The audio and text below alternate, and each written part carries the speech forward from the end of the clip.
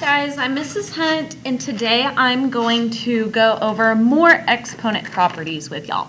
Today we're doing integer exponents. So we're going to have exponents of 0, and we're going to also include negative exponents. So if you read the top, it says 0 as an exponent. Any non-zero number raised to the 0 power is 1. So if I have 5 raised to the 0 power, that is 1. If I have x raised to the 0 power, that is also 1. Now, the reason for this is I could write 5 to the 0 power as 1 times 5 to the 0 power, because when you multiply anything by 1, you're not changing its value. So this is saying I have 1 times 5 to the 0 power. This means I have 0 5s. Well, if I have no 5s, I'm just left with my 1. Same thing over here. I could rewrite this as 1 times x to the 0 power. Remember, exponents tell you how many you have of something. So this says I have 0 x's, but I still have a 1. So that's why x to the 0 power is 1. Now this one's a little bit trickier because you do see negative 2 raised to the 0 power, and we're going to think that's 1. This one's a little bit different because I could rewrite this as negative 1 times 2 to the 0 power. Remember, exponents only affect what it is directly touching. This exponent of 0 is not touching the negative sign, so it's not affecting the negative sign. So this is 2 to the 0 power, which we know is 1. So this is negative 1 times 1, which is just negative 1. Anytime you have anything raised to the 0 power, it becomes 1. This is not super tricky except for whenever you have a negative value. If you go to your calculator, you will notice that if I type in negative 2 raised to the 0 power, I get negative 1. But if I put parentheses around the negative 2 and then raise it to the 0 power, I get a positive 1. Again, that's because here, that is 0 is not touching the negative sign, but here I'm using parentheses, so the negative sign is being affected by the exponent. Okay? Now we're going to get into negative exponents. You are not allowed to have negative exponents in your answer. No negative exponents. What I like to say is negative exponents are sad. We don't want to be sad, we only want to be happy. So we don't want any sad numbers or sad exponents in our answers. In order to make a negative exponent positive, you're going to move it. What that means is if you have a factor or a number or a variable with a negative exponent in the numerator, which is the top of your fraction, you're going to move it to the denominator, the bottom of the fraction. And vice versa. If you have a negative exponent in the denominator, you're going to move it to the numerator. Again, using my analogy, negative exponents are sad. If you're sad, you want to move. Once you move, you become happy. So looking at this first example, I don't have a fraction, but I do have a negative exponent, and I know I'm not allowed to have negative exponents in my answer. So you can turn anything into a fraction by putting it over 1. So right now, my 3 is sad because my 3 has a negative exponent. So I'm going to do equals my fraction bar. My 3 is in the numerator, and it's sad, so I'm going to move my 3 to the denominator and make the exponent happy, make it positive. Well, you can't leave a numerator blank, so you can put a 1 there as a placekeeper. You could leave your answer as 1 over 3 squared, or we also know that once you square 3, you get 9. So it's also 1 over 9. Now again, the good thing with these, if you don't have variables, you can always use your calculator to check. 3 raised to the negative 2 power. And I get a decimal, but you can do math, enter, enter, and change it into a fraction, and I do get 1/9. Okay, now this one, I have parentheses around my negative 3. So again, I'm going to put my whole number over 1 equals, put your fraction bar. Since I have parentheses, everything in the parentheses is sad. So I'm going to move that whole parenthesis to the denominator and make the exponent positive. Notice how I left my 3 being negative. You're allowed to have negative numbers. We've been using negative numbers since elementary school. You're just not allowed to have negative exponents. So just like the last one, I'm going to put a 1 in the numerator as a placekeeper, and this becomes 1 over negative 3 to the 4th power is negative 3 times negative 3, which is 9, times negative 3, which is negative 27, times negative 3, which is positive 81. So I get positive 81. So my answer is 1 over 81. This one is slightly different because I don't have parentheses, so I'm not necessarily going to get the same answer as we did for the last example. The exponent, remember, just like up here, the exponent only affects what it is directly touching, unless you have parentheses like we did on this example. So this exponent of negative 4, this sad exponent, is only touching the 3. So I'm not going to move my negative. My negative is going to stay right there. But my 3 is what has the negative exponent, so I'm moving it to the denominator, and I make the exponent positive because we moved, so now we're happier, positive. Just like in the last two, we're going to put a 1 in the numerator as a placekeeper. So this one, I get negative 1 over 3 to the 4th power is 81. So having parentheses and not having parentheses will sometimes give you different answers. So if you are typing anything in the calculator, if you see parentheses, make sure you use the parentheses. If you don't see parentheses, don't use the parentheses. So if I type this one in the calculator, I get negative 3 raised to the negative 4th power. Math, enter, enter, and I get a negative 1 over 81.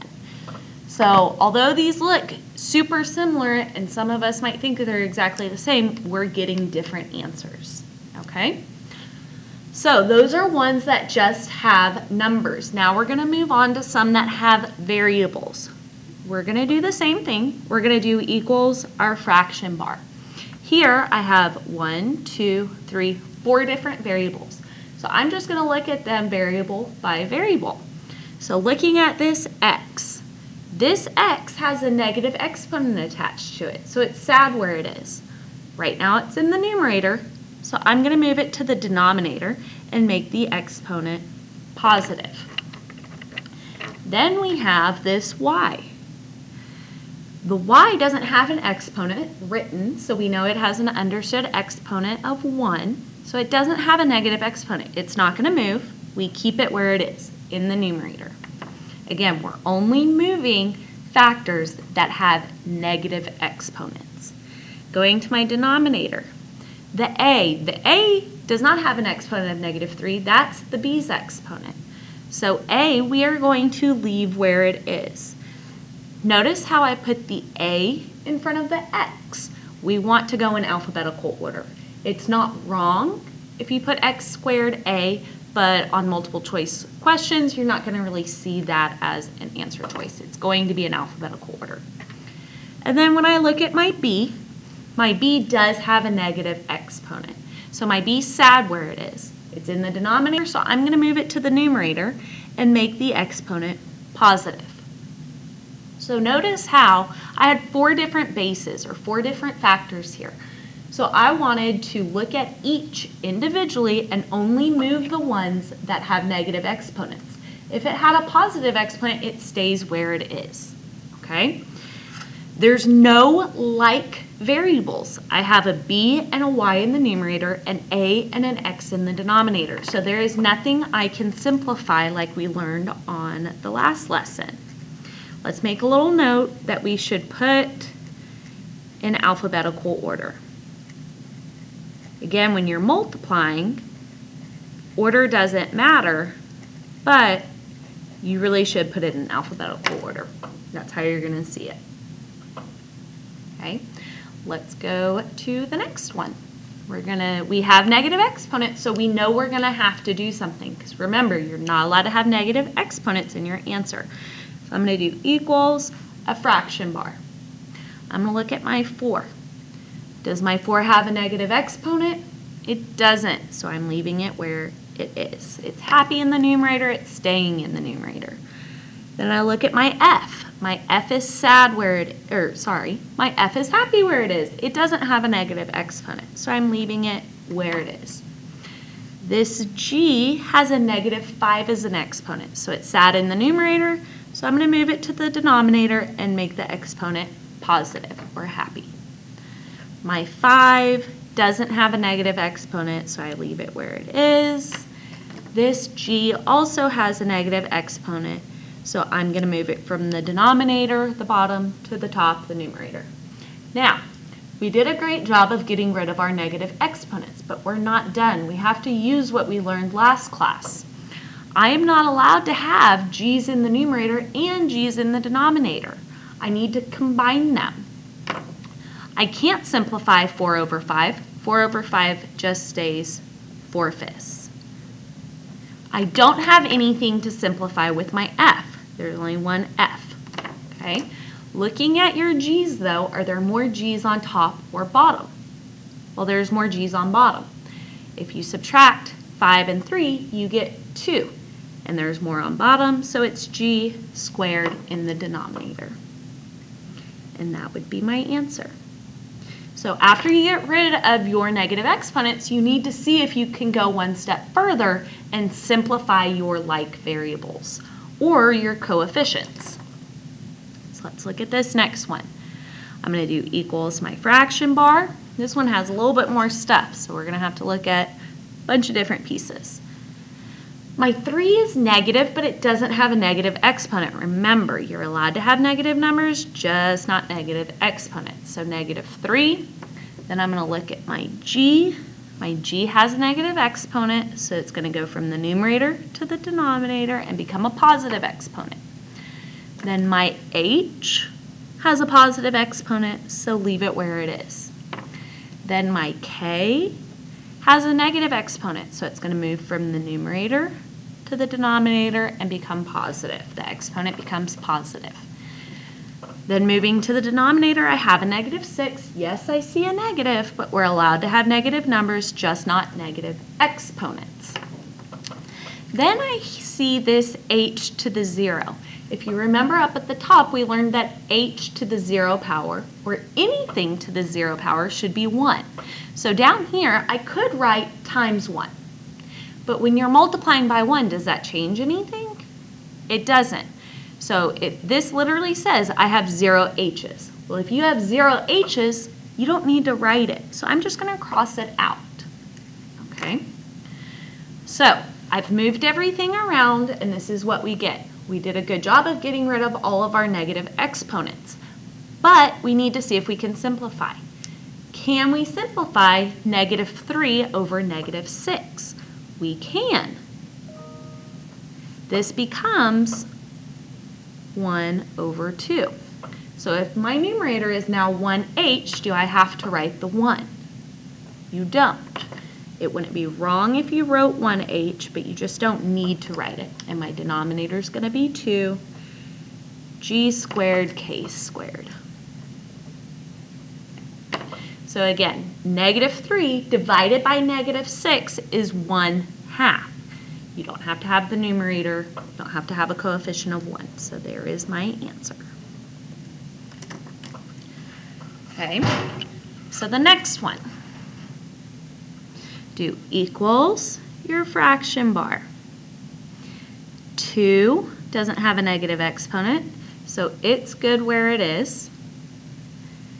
C doesn't have a negative exponent, so it's good where it is.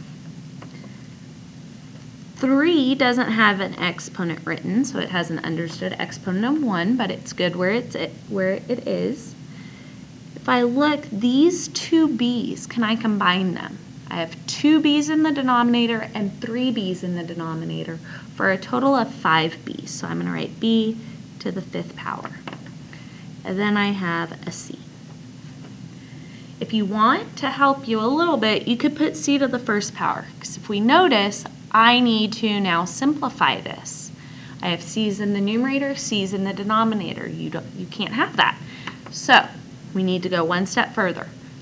2 divided by 3, since these are both coefficients, you would simplify if you can, but 2 over 3 does not simplify, so it just stays 2/3. And then looking at your c's, there's 2 c's in the numerator, 1 in the denominator. So are there more on top or more on bottom? There's more on top by 1, so I can put c on top. Again, if you want, you could put a c to the first power, but it's not needed. There's nothing to simplify with my b, so I'm leaving my b to the 5th in the denominator. And there we go.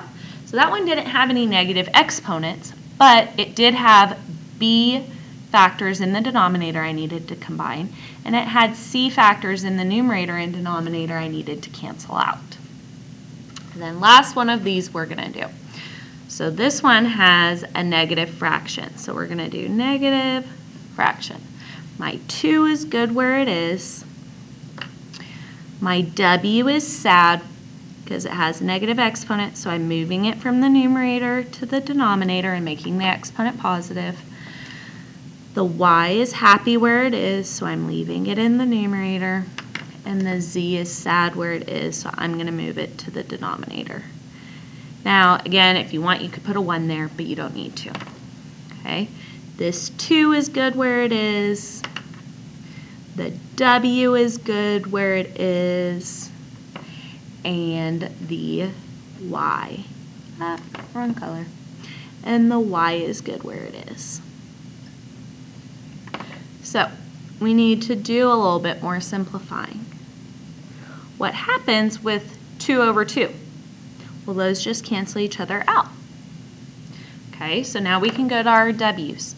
I have 2 w's on bottom and 3 w's on bottom for a total of 5 w's on bottom. Then we're going to go in alphabetical order, so we're going to look at our y's next. I have 2 y's on top, 3 y's on bottom. There are more y's on bottom, and there's more by 1, so I'm going to put y. And then z, there's just a z on bottom.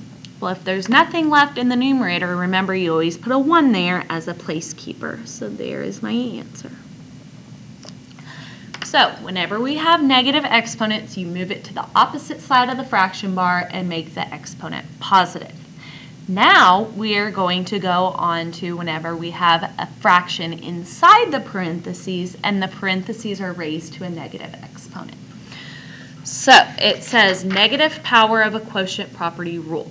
A quotient, which remember quotient is the answer to a division problem, raised to a negative power equals the reciprocal of the quotient raised to the opposite positive power. That sounds super confusing. All it means, if I have fraction inside parentheses raised to a negative power, you just flip the parentheses, because that's what a reciprocal is, and make the power positive. Because if I have parentheses to a negative power, everything in the parentheses is sad, so everything needs to move, and then we become positive. So that's always going to be our first step. So looking here, I have parentheses raised to a negative power. So I'm going to flip my parentheses, or make it the reciprocal, and make the exponent now positive. Well, if I have parentheses to the third power, if you remember from last class, that means I'm going to write my parentheses out 3 times. Because an exponent tells you how many times you have something multiplied by itself. So I have parentheses to the third power. Write your parentheses out 3 times. So that's 5 times 5, which is 25, times 5, which is 125. Over 2 times 2 is 4, times 2 is 8. Once you've done that, you always want to see if you can simplify. But you know you can't because 5 is not divisible by 2. If you can't simplify up here, you're not going to be able to simplify your answer. So my answer is 125 over 8. So it's super important to remember our properties that we learned last class. This is just adding on to what we've already done. So again, I have parentheses to a negative power. So I'm going to rewrite this as the reciprocal, or the flipped fraction. And now my exponent is positive. So if I have that to the third power, I need to write these parentheses out 3 times.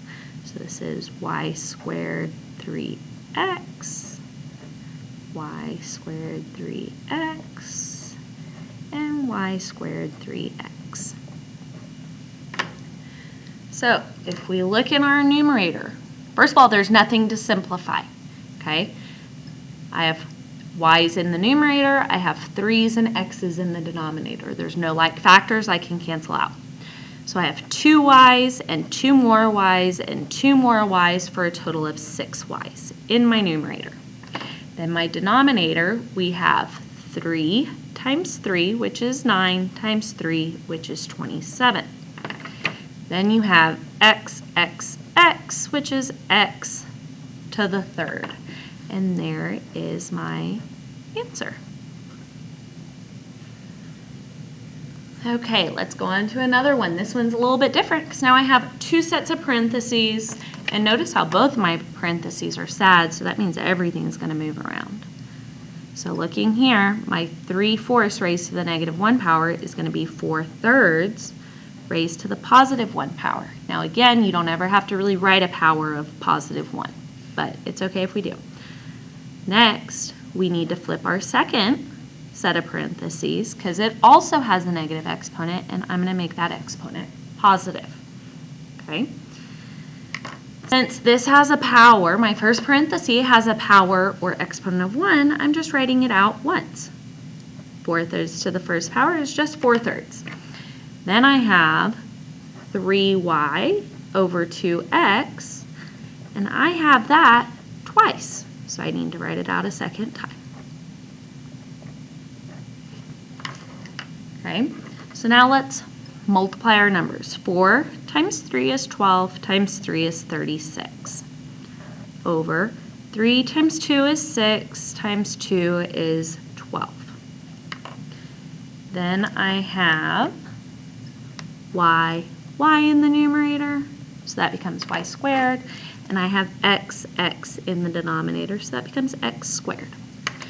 So I only have y's on top and x's on bottom, so there's nothing I can do with my variables. However, do we notice that 36 is divisible by 12? 36 divided by 12 is just 3. So this becomes 3y squared over x squared. Now, it is completely okay, and this is a good way to do this. Multiply the numbers, see if the fraction simplifies. You could have also looked here and noticed that you have a 3 in the denominator and a 3 in the numerator. You could have canceled these out. Then you could have seen that 2 times 2 is 4. Well, you have a 4 in the numerator, so you could have crossed out your 4 over 2 times 2. Either way works, okay? Both would get you just left with 1 3 in the numerator. Look at our last one of these. I have parentheses to a negative power, so I'm going to write that as its reciprocal, which is 2 over 1 raised to the first power. And then I'm going to write it as y over x to the first power. Again, you don't really need the powers of 1. So this one I'm going to write out once. So that's 2 over 1.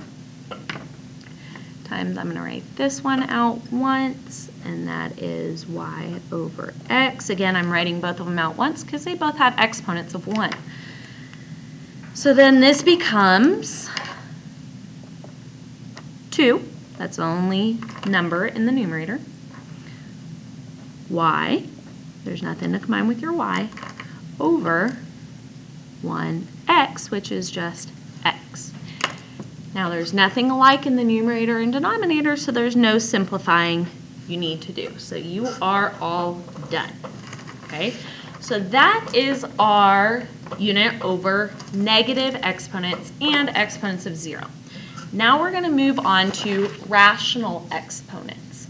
I promise you this seems and looks super confusing, but it's actually really not that difficult. For the most part, all we're going to be doing is rewriting, okay? So once you notice the pattern, it's pretty easy, okay?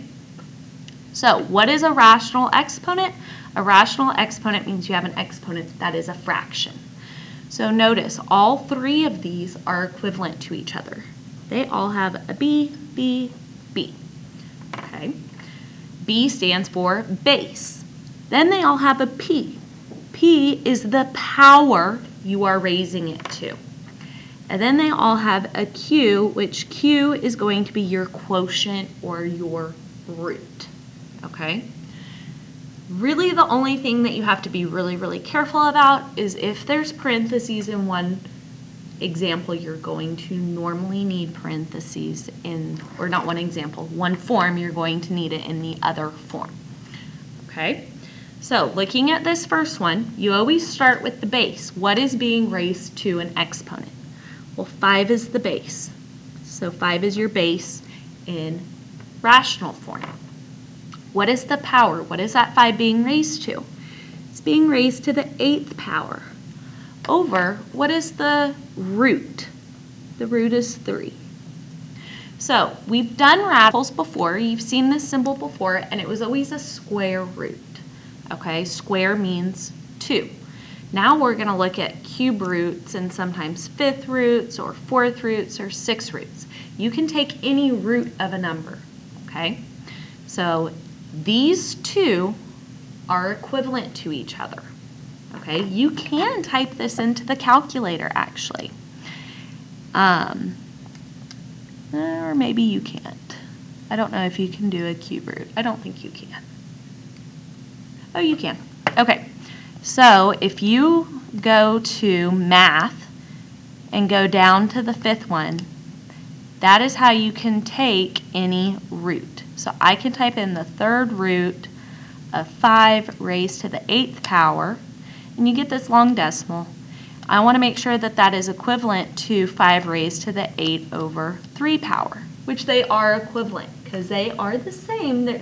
This is in radical form and this is in rational exponent form. So that's my answer, and we're done. That's all we're doing with it. We are just rewriting it from one form to the other. Looking at this next one. The parentheses is what's being raised to the exponent. So the parentheses is my base. Again, if there's parentheses in one form, it's good to use parentheses in the other form. So my base is xy. The power it's being raised to is the 8th power. Over the root it's being taken is 3. And that is my answer. And that's it. Notice how there's parentheses in this form, there's parentheses in this form. The reason you need the parentheses is, remember, exponents only affect what it is directly touching unless you have parentheses. Here, the x and y are being raised to the 8th power because you have parentheses. So here you need parentheses to make sure that both the x and the y are being raised to the 8/3 power. Okay, so let's look at this next one. My base is 2. My power is 3. Oh no, I don't have a root here. Well, like I said, we've already done these. These are square roots. If there's no number out in front telling you what root you're taking, it's the square root. So just like how sometimes you have understood coefficients, that's an understood root of 2. So the quotient is 2. And that's my answer. Notice there's not parentheses here. I don't need parentheses here. Okay. Looking here. Everything that's under the radical, that is your base. So 2x, y cubed is my base. Oh no, is this whole thing being raised to a power? Well, I don't see a power written, but you have to have a power whenever you are doing your rational exponents. So I'm going to put the whole thing in parentheses and say everything has a power of 1. Yes, I have an exponent here, but that exponent's only talking to the y, okay? So I'm going to put this in parentheses to the 1st power, and the root I'm taking is the 5th root. And that is my answer. So sometimes you're going to need parentheses in one form when you didn't need it in the other form. It was okay that I didn't have parentheses here because if you don't have parentheses, it's understood the exponent is 1. If you don't have an exponent, the exponent's 1. But here, in order to write my rational exponent, I have to have a numerator. So that's why I have to use the parentheses. I want everything being raised to that power. This next one's a little bit easier because it gave us parentheses. So I know if I'm using parentheses here, I'm going to use parentheses in my rational exponent form. So that's 3x, because that's my base. The power is, oops, sorry, wrong color. The power is 3, and the root is 4. So that's 3x raised to the 3/4 power. And that's my answer. So this one you don't have, or we have our base is 16. It doesn't have an exponent. Just like up here we had an understood exponent of 1, here we have an understood exponent of 1 as well. Here we needed parentheses because we had multiple factors, multiple bases in my radical. Here my radical is just, or my base in the radical is just 16, so that's only one base. So I don't need parentheses here. I'm not raising multiple things to the first power. I'm just raising 16. Here I had to raise the 2, the x, and the y cubed to the first power. And then my root is 6. So that is going from radical form to rational exponent form. Now we are just going to go the opposite way. Okay, so we do our base, which is 4, raised to our power, which is 1, taking the root of it, which is the 5th root. Notice when I'm writing the root, it's smaller and it's up high. This is not a coefficient. This does not say 5 times the square root of 4 to the first power. This says the 5th root of 4 to the first power. Now, you don't need that exponent of 1. If you left it like that, you wouldn't get it wrong, but you will see it written with no exponent of 1. This is how you are going to see it written more often. Okay? Next one. You have a base of 16, because that's what's being raised to the power, for the exponent. My power, or my numerator, is 5. And then the root, or the denominator, is 3. So I'm taking the 3rd root of 16 raised to the 5th power. There's nothing I need to fix here. I don't have exponents of 1. So I am all good. That's my answer. So again, it seems confusing, but it's really not that bad. Okay, next one. Again, I see parentheses, so I probably think I need to use parentheses. So I'm going to do parentheses 2xy squared. That's my base, because that's what's being raised to the exponent, or the power. The power is 3.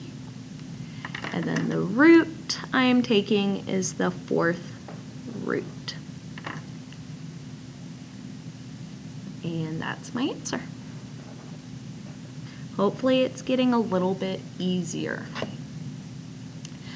Next one, I have a base of 3a to the 4th. Again, it's in parentheses, so let's write it in parentheses. My power is 1, and my root is 5. Now, do you have to say you have an exponent of 1? You don't. So I'm going to rewrite this. Well, if I don't have an exponent of 1, do I even need this parentheses?